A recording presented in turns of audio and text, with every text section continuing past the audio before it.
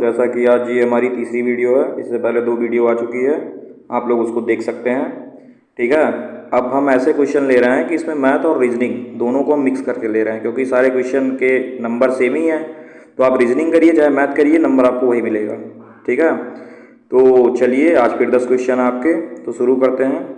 अच्छा, इसमें देखिए ये क्वेश्चन नंबर 1, हर क्वेश्चन को आप मेरे बताने से पहले एक बार आप ट्राई कर लीजिएगा पॉज करके, फिर उसको आप मतलब देखिएगा सॉल्यूशन। ठीक है, जैसे कि मैं पहला क्वेश्चन बताने जा रहा हूँ। इसमें देखिए ऐसा है कि choose the incorrect word pair from the given alternative. मतलब आपको इनकरेक्ट देखना है या ऑड देखना है। ऐसे क्वेश्चन मतलब ऐसे ही आते हैं कि 3 में सेम चीज़ रहेगी और एक चीज़ डिफरेंट रहेगा। ठीक है, तो ये क्वेश्चन करने का यही है। तो देखिए हम कारपेंटर को हैमर, मतलब कारपेंटर के पास हैमर होता ही होता है। ठीक है, बिल्डर के पास क्रेन, बिल्डर के पास क्रेन भी होता है। राइटर के पास कंप्यूटर, राइटर के पास कंप्यूटर भी होता है। लेकिन ये जो एक्स और राइटर है, एक्स का राइटर से कोई संबंध नहीं है। ठीक है, राइटर के पास पेन होती है, कंप्यूटर होता है, लेकिन एक्स नहीं होती है, क्योंकि इससे इसका कोई रिलेशन नहीं है। तो इसमें ये जो ऑड है ये आपका ऑप्शन डी है। ठीक है, ये वाला ऑप्शन हो गया। तो ये आसान क्वेश्चन था, इसमें ऐसा कुछ वो नहीं है। चलिए दूसरे क्वेश्चन की तरफ बढ़ते हैं। और हाँ, क्वेश्चन नंबर 2, ये भी देखिए, ये भी कह रहा है कि select the option that is different from the remaining 3 alternative. ये भी डिफरेंट ही पूछ रहा है। डिफरेंट मतलब ऑड या विषम, जो भी कह सकते हैं आप। मतलब इसमें 3 में एक रिलेशन होगा, एक का रिलेशन अलग होगा बिल्कुल सबसे। तो ऐसे क्वेश्चन को अप्रोच करने के लिए पहले आप इसकी प्लेस वैल्यू लिख के देखिए। प्लेस वैल्यू लिखेंगे तो जैसे x की प्लेस वैल्यू हो गई 24, y की प्लेस वैल्यू हो गई 25, z की प्लेस वैल्यू हो गई 26 और w की प्लेस वैल्यू हो गई आपकी 23। फिर ऐसे आप दूसरे का भी लिख लें। m की हो गई 13, n की हो गई 14, अब हम इसकी लिख रहे हैं, और o की हो गई 15 और l की हो गई 12। तो आप देखेंगे कि यहाँ 23 है, फिर एक आगे बढ़ा, यहाँ से ऐसे तीनों, मतलब ये उल्टा चल रहा है। यहाँ से आया यहाँ, फिर ऐसे चल गया। ठीक है, ऐसे यहाँ से आया यहाँ, फिर ऐसे हो गया। तो ऐसे ही हम देखें कि यम यन हो, यहाँ यन चाहिए था, ये देखिए ये मिसमैच हो रहा है। बाकी इसको देखेंगे FGHI, ये भी सही है हमारा, ये भी सही है, ये भी सही है, बस यही एक मिसमैच हो रहा है। तो हमारा ऑप्शन इसमें ये वाला सी करेक्ट हो जाएगा, क्योंकि यही हमारा ऑड है। ठीक है, चलिए दूसरे क्वेश्चन की तरफ मतलब नेक्स्ट क्वेश्चन की तरफ बढ़ते हैं। ये तो आपको आ ही गया होगा, आसान क्वेश्चन है। ये देखिए, ये भी ऑड आपको खोजना है। अब इसमें से जो हिंदी वाले हैं, हिंदी वालों को इसका मतलब अगर मतलब जानना है तो आप मतलब एग्जाम में दोनों ही आता है आपको, हिंदी इंग्लिश लैंग्वेज में आप कर सकते हैं। इसमें मैंने इंग्लिश ही डाली हुई है। अगर आप हिंदी कहेंगे तो हिंदी में भी इसका या तो आप गूगल कर लीजिए या फिर बता देंगे हम आपको, बताइएगा। तो ये कह रहा है सप्रेस। सप्रेस मतलब किसी चीज़ को दबाना। ठीक है, सप्रेस मतलब दबाना। और लिबरेट मतलब फ्री करना, किसी को आज़ाद करना। ठीक है, ऑप्रेस मतलब भी एक तरह से दबाना ही होता है। ठीक है, किसी को सप्रेस करना, किसी को ऑप्रेस करना, मतलब ये सब नेगेटिव। कांकर मतलब जीतना, तो जीतता है, जैसे किसी पे अगर आप जीत हासिल करेंगे तो वो उसको आप मतलब दबा ही रहे हैं। तो एक तरह से हम देखेंगे तो इन तीनों का मतलब सेम आ रहा है, ऑप्शन A, C और D। लेकिन ये जो लिबरेट है, लिबरेट मतलब फ्री करना किसी को, तो ऑड पूछा है, तो ये तीनों का मीनिंग सेम है, लिबरेट का मतलब अलग है, तो लिबरेट ही आपका आंसर हो जाएगा। ठीक है, तो जैसे कि ये तीसरा क्वेश्चन भी सब आज ऑड वाले ही हैं, बाकी देखिएगा आप। चलिए नेक्स्ट क्वेश्चन की तरफ बढ़ते हैं। इसमें पूछ रहा है, ये भी देखिए ऑड वाला ही है। In the question given below find the odd one from the given responses. अब ऑड खोजना है। अब ऑड में से चलिए पहला ऑप्शन हम उठाते हैं। पहला ऑप्शन मतलब P की हम वैल्यू लिखते हैं। P मतलब 16। हमको लग रहा है आप लोगों ने प्लेस वैल्यू सबकी याद कर ली होगी। U का 21, A का 1 और 36। अब इसमें हम देखेंगे कि इन तीनों से मिलके इसका क्या रिलेशन है। तो 16 + 21, 16 + 21 ये हो जाएगा आपका 37। अगर हम सबको ऐड कर देंगे तो ये हमारा 38 आ रहा है, लेकिन हमको तो 36 चाहिए। तो 36 तो ऐसे तो नहीं बन रहा है, तो हम चलिए इन दोनों को ऐड करते हैं और इसको माइनस कर देते हैं। तो ये हमारा इन दोनों को ऐड करेंगे 37 - 1 ये 36। चलिए ये ऑप्शन हमारा सेटिस्फाई कर गया। अब हम ऐसे दूसरे को भी देखते हैं। जैसे E की वैल्यू है आपकी 5 और K की वैल्यू है आपकी 11 और D की वैल्यू है 4। यहाँ हमको 12 लाना है, तो ये 11 5 16, 16 माइनस 4 12, ये देखिए ये भी सेटिस्फाई कर गया। इन दोनों को ऐड करना है और इसमें से इसको माइनस कर देना है। ऐसे ही हम तीसरा ऑप्शन भी एक बार चेक कर लेते हैं, ठीक है, क्योंकि ऑड हमको खोजना है। तो A की वैल्यू आपकी 1, E की वैल्यू आपकी 5 और B की वैल्यू आपकी 2। तो 5 1 6 6 माइनस 2 4। ऐसे चौथा भी चेक कर लेते हैं। चौथे में U की प्लेस वैल्यू आपकी 21, Z की 26, W की 23। आगे इसमें हम देखेंगे तो ये आपका 24 दे देगा। ये आपका Z 26, U T U, हाँ 21, तो 6 6 7, ये 47 माइनस 23, ये आपका 24 दे देगा। लेकिन ये जो आपका ऑप्शन है यही ऑप्शन मिसमैच कर रहा है। तो यहाँ और पूछ रहा था, तो ये तीनों का रिलेशन सेम है। ये इस क्वेश्चन में A B D इन तीनों का रिलेशन सेम है, यही एक ऑड है, तो यही हमारा आंसर हो जाएगा। ठीक है, चलिए नेक्स्ट क्वेश्चन तरफ पढ़ते हैं। ये क्वेश्चन अच्छा था, आप लोग एक बार हमारे बताने से पहले भी ट्राई किया करिए। ठीक है, अब देखिए अब आपका मैथ शुरू हो गया है। 4 क्वेश्चन रीजनिंग के, बाकी सारे मैथ के। ठीक है, तो ये क्वेश्चन हम पढ़ते हैं। इसमें कह रहा है कि the number of person raises by 20% to इतना इन अ ईयर। ठीक है, मतलब कह रहा है कि एक वर्ष में व्यक्तियों की संख्या 20% बढ़कर इतनी हो जाती है। मतलब 20% बढ़ी, कुछ व्यक्ति रहे होंगे जो अब 20% बढ़े तो इतना हो गया। ठीक है, तो पूछ रहा है कि मूल रूप से 1 साल पहले जनसंख्या कितनी थी। मतलब अगर हम रेशियो में खेलते हैं तो आज अगर जनसंख्या 100 है तो 1 साल बाद जनसंख्या 20% बढ़ी तो 120 हो जाएगी। ठीक है, इसको हम चाहे रेशियो में ले लें चाहे जिसमें ले लें, मतलब जानिए रेशियो में ही कर लेते हैं। तो ये हो गया 5, ये हो गया 6। ठीक है, 6 की वैल्यू ये आपका पहले मतलब 1 साल पहले का है, ये 1 साल बाद का है। ठीक है, ये मतलब लास्ट ईयर का है और ये करंट ईयर का है। ठीक है, आपसे मूल रूप से 1 साल पहले के पूछ रहा है तो ये रेशियो आप ऐसे ऐसे लेंगे। अब आपको 6 की वैल्यू दिया हुआ है। 6 इज इक्वल कह रहा है कि 30942। 6 से हम इसको काटेंगे तो ये 6 पंचे 30 और 6 कम, ये देखिए पूरा कट हो गया। चलिए फिर से हम लिख देते हैं पूरा, देखिएगा 5 और 6, यहाँ तक तो आपको समझ में आ गया था। 6 की वैल्यू आपकी 30942 ये दिया गया है। अब 6 से हम इसको कट करेंगे तो 6 पंचे 30, 6 कम 6, यहाँ बच जाएगा 3 4, तो 6 पंचे 30 और 6 सते 42। ये हमारी आ गई 1 यूनिट की वैल्यू। हमको 5 यूनिट की वैल्यू पूछ रहा है, तो 5 से हम इसको मल्टीप्लाई करेंगे। 5157 गुणे 5। अब 5157 गुणे 5 को हम देख लेते हैं कि ये कितने के अप्रॉक्सीमेट जाएगा। 5 25, मतलब अगर यहाँ 5000 होता 5 से गुणा करते तो 2500 से ज़्यादा ही जाता, तो 2500 से ज़्यादा जाता तो मतलब ये देखिए ऑप्शन होगा नहीं। 5 सते 35, लास्ट में आपका 5 आना चाहिए। ठीक है, तो लास्ट में अगर 5 आएगा तो इसमें 5 है नहीं, ये भी नहीं होगा आपका ऑप्शन। अब इन दोनों में क्लोज है, अब इन दोनों में क्लोज है तो हम एक बार और मल्टीप्लाई करते हैं, देख लेते हैं। तो 5 सते 35, 35 के 5 हासिल 3, 5 पचे 25, 25 3 28। देखिए दोनों ऑप्शन में है। फिर हमें एक कदम और चलना पड़ेगा। 5 1 कम 5 और 5 2 7, तो 785। ये देखिए ये आपका ऑप्शन सही हो जाएगा। आप ऐसे क्वेश्चन को करने जब आंसर में जाती मतलब आंसर को टिक करने से पहले एक बार सारे ऑप्शन को देखा करिए। कभी कभी ऐसा होता है कि लास्ट में आपका कुछ ऐसे डिजिट आ जाते हैं जिसमें आप तुरंत देखेंगे तुरंत मार देंगे। ठीक है, तो ये भी आपका हो गया होगा। ठीक है, तो ये देखिए ये क्वेश्चन आप लोगों को समझ में आ ही गया होगा। और अब चलिए नेक्स्ट क्वेश्चन पर चलते हैं। जो भी क्वेश्चन बताएं उसको आप एक बार पॉज करके ट्राई जरूर करिए। ठीक है, ये देखिए क्वेश्चन नंबर 6, इसमें ऑप्शन ही नहीं है। चलिए बिना ऑप्शन के ही बता देंगे, ऐसा कोई वो नहीं है। कह रहा है कि एक vendor bought oranges at 5 for 15 and sold them 3 for 5, find his loss percent. अब देखिए हिंदी में पढ़ता हूँ कि एक विक्रेता ने 15 रुपये में 5 संतरे खरीदे। तो यहाँ हो जाएगा आपका प्राइस ऐसे क्वेश्चन करने के लिए, और यहाँ हो जाती है क्वांटिटी। ऐसे क्वेश्चन करने के लिए हम हमेशा क्वांटिटी को इक्वल करते हैं। ठीक है, तो प्राइस में हमको जो भी डिफरेंस आता है वही हमारी लाभ या हानि हो जाती है। मतलब हाँ, अब देखिए एक विक्रेता ने 15 रुपये में 5 संतरे खरीदे। ठीक है, और उसने 5 रुपये में 3 संतरे बेच दिए। तो 15 रुपये में प्राइस और 5 संतरे ये देखिए गड़बड़ लिखा जा रहा है। और 15 रुपये में 5 संतरे और 5 रुपये में 3 संतरे, ठीक है।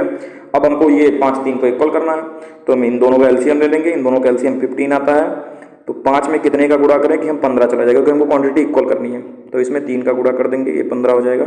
3 में कितने का गुणा करें 15 हो जाए, इसमें 5 का गुणा कर देंगे, ये 15 हो जाएगा। तो ऐसे जिससे जहाँ मतलब जिस नंबर से इस साइड गुणा करना है उसी नंबर से इस साइड भी गुणा करेंगे। इसमें नीचे 3 से किए थे तो 3 से कर दिए, 5 से किए थे 5 से कर दिए। अब देखिए आपकी जो नई वैल्यू बन के आ गई 45 15, ठीक है। और यहाँ नीचे 25 और ये आपकी आ गई 15। अब क्वांटिटी हमारी बराबर हो गई, मतलब ये 15 संतरे को 45 रुपये में खरीदा होगा और फिर ये 15 संतरे को 25 रुपये में बेच रहा है। तो 45 रुपये में खरीदा, 25 रुपये में बेचा, मतलब 20 रुपये की हानि। 20 रुपये की हानि हुई। कितने पे हानि हुई? हमेशा हानि आपकी सीपी पे होती है, कॉस्ट प्राइस पे। तो ये 45 और हानि को निकालने का यही है फार्मूला, मतलब परसेंटेज में इसको ले लेंगे। तो अब इसको कट कर दीजिए। कट करने के लिए 5 9 45, 5 चौक के 20, ये आपका जो आंसर आ जाएगा वो 400/9 यही आ जाएगा। मिक्स्ड में आ रहा था, ये परसेंटेज में है, ठीक है।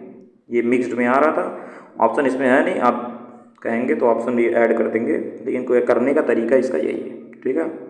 चलिए आगे बढ़ते हैं। Question number 7।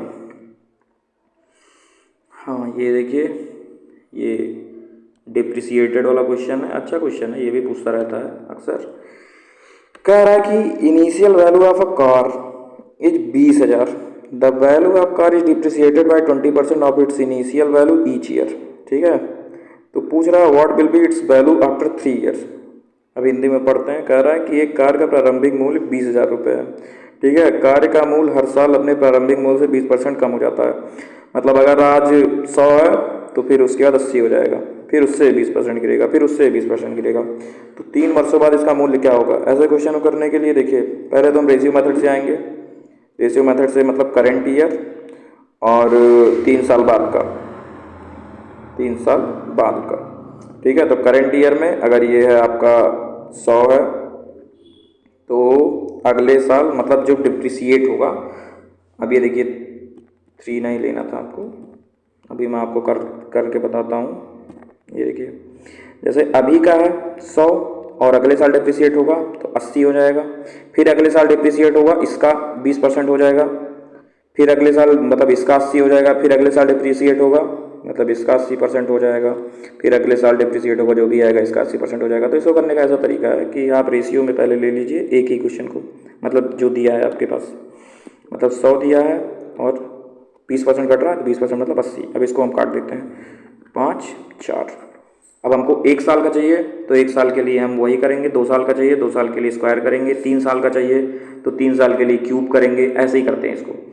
तो ये आप देखेंगे कि 5 बचे 25 बचे 125, 125 आपका 3 साल बाद दिए रहेगा और इसका क्यूब कर दिए, और ये 4 का क्यूब कर दिए, तो ये आपका 4 चौके 16 चौके 64, ठीक है।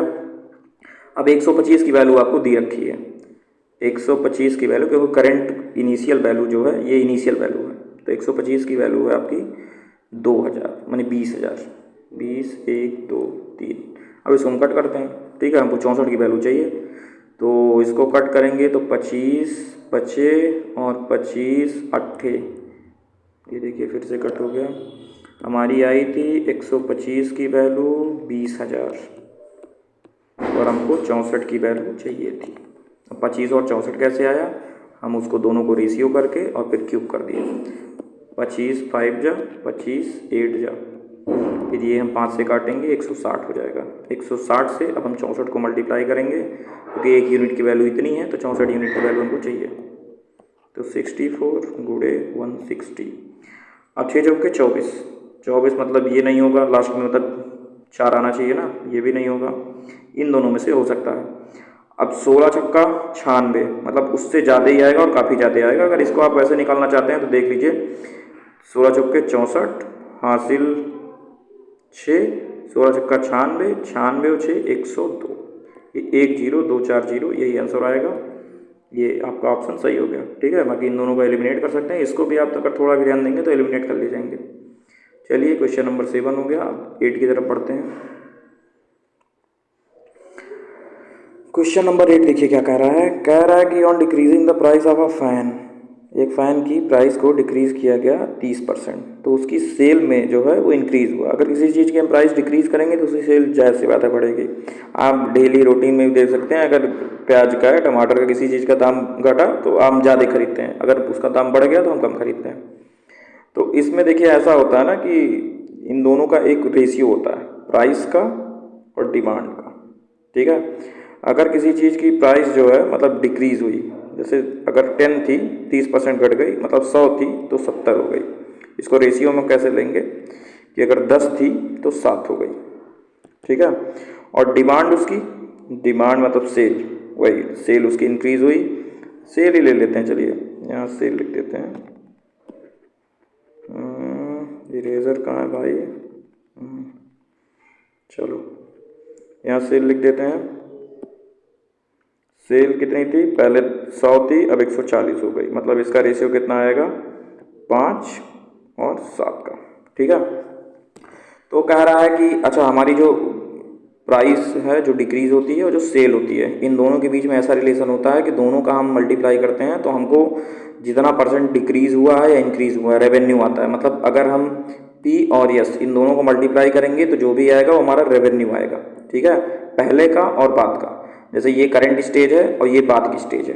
ठीक है, तो ये कह रहा है करंट स्टेज में, मतलब अब पूछ रहा है कि अगर ऐसा सिचुएशन हो जाए तो हमको what is the percentage decrease in its revenue, मतलब इसके राजस्व में कितने परसेंट की कमी होगी। ठीक है, तो 10 बचे 50, इन दोनों का गुणा करेंगे और 7 7 49, मतलब एक काम को डिक्रीज देखने को मिल रहा है।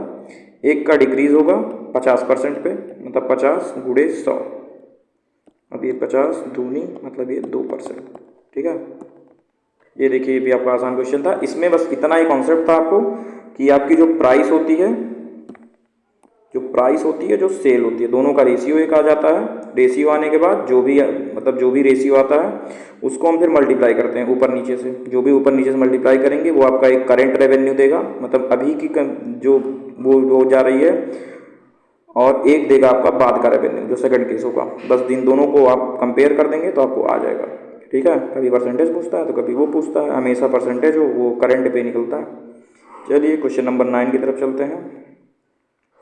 अब क्वेश्चन नंबर 9 ऐसा कह रहा है कि how much percentage should a racer increase its speed to reduce the time to cover a fixed distance. मतलब कोई रेसर है वो अपना जो स्पीड है कितना इंक्रीज कर दे तो उसको 20% कम समय लगे। ठीक है, तो अगर अभी उसको समय लग रहा है 100 तो उसको 20% कम समय लगे, मतलब 80 लगे। इन दोनों का रेशियो हम देखेंगे तो अगर अभी उसको समय लग रहा है 5 तो उसको समय लगे 4, तो ये हो गया उसका टाइम का रेशियो। अब स्पीड, तो स्पीड इसके अपोजिट जस्ट इंक्रीज करेगा वो। ठीक है, अपोजिट मतलब अगर यहाँ 5 4 है तो ये एकदम अपोजिट हो जाएगी, क्योंकि टाइम और स्पीड दोनों का इन्वर्स रिलेशन है। अगर स्पीड बढ़ती है तो टाइम घट जाता है, अगर टाइम बढ़ता है तो स्पीड, मतलब टाइम बढ़ता है तो स्पीड घट जाती है। अब देखिए टाइम आपका घट गया तो स्पीड बढ़ेगी और एकदम उल्टा बढ़ेगी, मतलब अब यहाँ ये 4 हो जाएगा। ठीक है, ये मतलब इन्वर्स हो जाता है। ऐसे करके हम इसको यहाँ रख देंगे, क्योंकि हमको जो डिस्टेंस ट्रैवल है वो दोनों को सेम ही चाहिए। मतलब 5 की स्पीड से 5 के घंटे ले रहा था, 4 की स्पीड जा रहा था तो भी 20 घंटे लिया, 4 घंटे ले रहा था 5 की स्पीड जा रहा था तो भी 20 घंटे लिया, क्योंकि हमारा जो टोटल आंसर आता है वो उस पर कोई इफेक्ट ना पड़े। तो अब कह रहा है कि 5 से अगर ये 4 हो गया तो ये 4 से 5 हो जाएगा, तो 4 से 5 मतलब एक का इंक्रीज है, 4 पे इंटू 100 मतलब ये 25%। ठीक है, 25%। देखिए ऑप्शन नहीं, ये भी सही हो गया आपका। इस सब क्वेश्चन को करने के यही सब तरीके हैं। धीरे धीरे अगर आप प्रैक्टिस करते रहेंगे ना तो आपको ऐसे ही, मतलब पेन पेपर भी नहीं उठाएंगे तब भी हो जाता है। ठीक है, अब चलिए क्वेश्चन नंबर 10 जो कि लास्ट क्वेश्चन है आज का, इसको हम बताते हैं। कह रहा है कि the reduction of 20% in the price of rice enable a person to obtain 50 kg more for 450। Find the original price of rice per kg. चावल की कीमत में 20% कमी हो गई तो एक व्यक्ति 450 रुपये में 50 किलो चावल ज़्यादा खरीद ले रहा है। ठीक है, तो कह रहा है कि चावल की जो वास्तविक मूल्य है वो ज्ञात कीजिए। जैसे किसी चीज़ की कीमत कम हो जाएगी तो आप उसी प्राइस में उसको ज़्यादा खरीद लेंगे। तो इसको करने का ये तरीका है कि पहले हम जो डिक्रीज हुआ फिर हम रेशियो मेथड से जाएंगे। 100 से 80 हो गया, ठीक है, कीमत में कमी। तो ये करंट आपका है, करंट का है, और ये बाद का भी सीन अभी बनेगा, देखिएगा। तो ये करंट का मतलब ये 5 से हो गया 4, ठीक है। अब ये प्राइस और क्वांटिटी की, जैसे मैं आपको अभी ऊपर बताया था कि स्पीड और टाइम का अपना इन्वर्स रेशियो है, ऐसे ही प्राइस और क्वांटिटी का अपना इन्वर्स रेशियो है। अगर प्राइस घटती है तो क्वांटिटी बढ़ती है, क्वांटिटी घटती है तो प्राइस बढ़ती है, ठीक है। जैसे ये 5-4 हो गया, ऐसे ये 4 और 5 हो जाएगा, ठीक। ये 4 और 5 हो जाएगा, जैसे मैं आपको बताया था कि इन्वर्स रिलेशन है, इसका यहाँ इसका यहाँ। तो क्योंकि हमको पूरा जो वो लग रहा है वो हमारा कंप्लीट जो वो आए वो 20 आए, मतलब जैसे पूरे रिजल्ट पे हमारे कोई इफेक्ट ना पड़े, ठीक है। तो ये देखिए 5-4 हो गया। अब आपका ये कह रहा था कीमत में इतना घट गया तो क्वांटिटी इतनी बढ़ गई। क्वांटिटी रियल में कितनी बढ़ी है, ये तो हमें भी रेशियो में चल रहा है। क्वांटिटी रियल में 50 kg बढ़ी है। 50 kg मतलब यहाँ 1 यूनिट आपकी क्वांटिटी बढ़ी है, 1 यूनिट 50 kg के इक्वल है। तो ये कितना रहा होगा, अब 50 kg 1 यूनिट, तो मतलब यहाँ भी 50 से आप गुणा कर देंगे, यहाँ भी 50 से गुणा कर देंगे, तो ये आपका रहा होगा 200 पहले, और अब आपको 250 kg मिल रहा होगा। पहले 200 था, खरीद रहा था 450 में, अब 250 खरीद रहा है 450 में। तो चावल की वास्तविक मूल्य चाहिए, वास्तविक मूल्य मतलब 200 kg, 450 रुपये का 200 kg पहले मिल रहा था। तो इसको आप ले लेंगे, तो ये आपका हमको लग रहा है कि 2 4 दूनी ये यही आना चाहिए, और क्या, क्योंकि और तो जा ही नहीं रहा, 2 से जाएगा तो 200 दूनी 400, ठीक है। बाकी ये सब ऐसे क्वेश्चन है कि आप पहले रेशियो निकालिए, रेशियो निकालने के बाद उनका वो देखिए, जैसे किसका रिलेशन कैसा कहाँ से है, जैसे स्पीड और टाइम का रिलेशन हो जाता है, ये इन्वर्स हो जाता है, ऐसे प्राइस और क्वांटिटी का रिलेशन हो जाता है, ये भी इन्वर्स हो जाता है। तो ऐसे ऐसे करके आप धीरे धीरे प्रैक्टिस करेंगे तो आपको धीरे धीरे पकड़ बनने लगेगी। इससे अच्छे अच्छे भी क्वेश्चन बनते हैं, ये भी क्वेश्चन अच्छे हैं। अगर आप ट्रेडिशनल मेथड सॉल्व करेंगे तो आपको काफ़ी समय लगेगा, लेकिन अब आपका काम एग्जाम निकालना, तो कम से कम समय में आप निकालिए, ठीक है। बाकी जो आपको नहीं समझ में आएगा बताइएगा। ये बस आज का इतना ही था, कल मिलते हैं फिर, ठीक है, बाय बाय।